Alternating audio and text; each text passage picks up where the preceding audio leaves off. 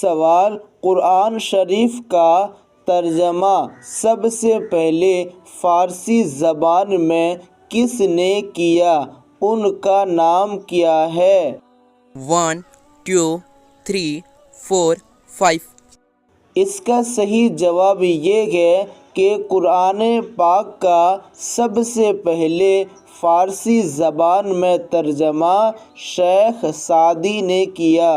سوال: قرآن شریف میں لفظ محمد یعنی یہ محمد یہ جو نام ہے یہ کتنی جگہ پہ ہے یعنی کتنے بار آئے ہیں؟ 1 2 3 4 5 اس کا صحیح جواب یہ ہے کہ قرآن شریف میں لفظ محمد 4 مرتبہ آئے ہیں۔ سوال: وہ کون سی عورت ہے جس کا نام قرآن شریف میں صراحت کے ساتھ مذکور ہے یعنی صراحت کے ساتھ آئے ہیں، اس عورت کا نام کیا ہے؟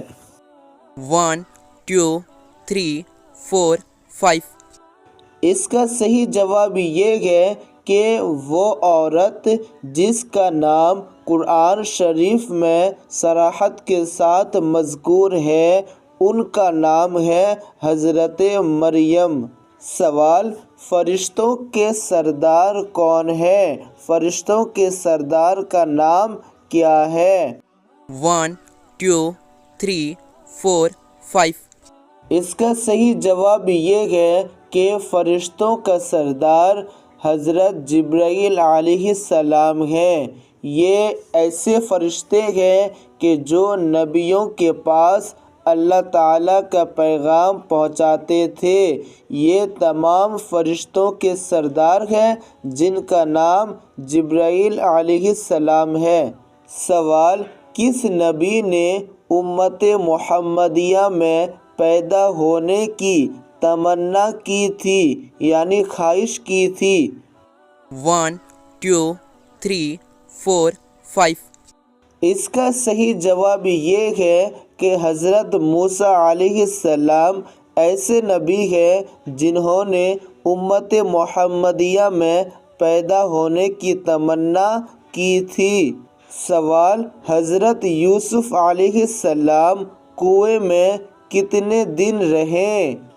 1 2 3 4 5 اس کا صحیح جواب یہ ہے کہ اللہ کے نبی حضرت یوسف علیہ السلام کو جب کنویں میں ڈالا گیا تو یوسف علیہ السلام کنویں میں 3 دن رہے اور حضرت یوسف علیہ السلام کی عمر اس وقت 12 سال کی تھی جب آپ کو کنویں میں ڈالا گیا۔ سوال: تورات شریف کس تاریخ میں نازل ہوئی اور تورات شریف کس زبان میں نازل ہوئی؟ یعنی تورات یہ ایک اللہ کی کتاب ہے جو اللہ تعالیٰ نے ایک نبی جو موسیٰ علیہ السلام ہیں ان پر نازل فرمایا۔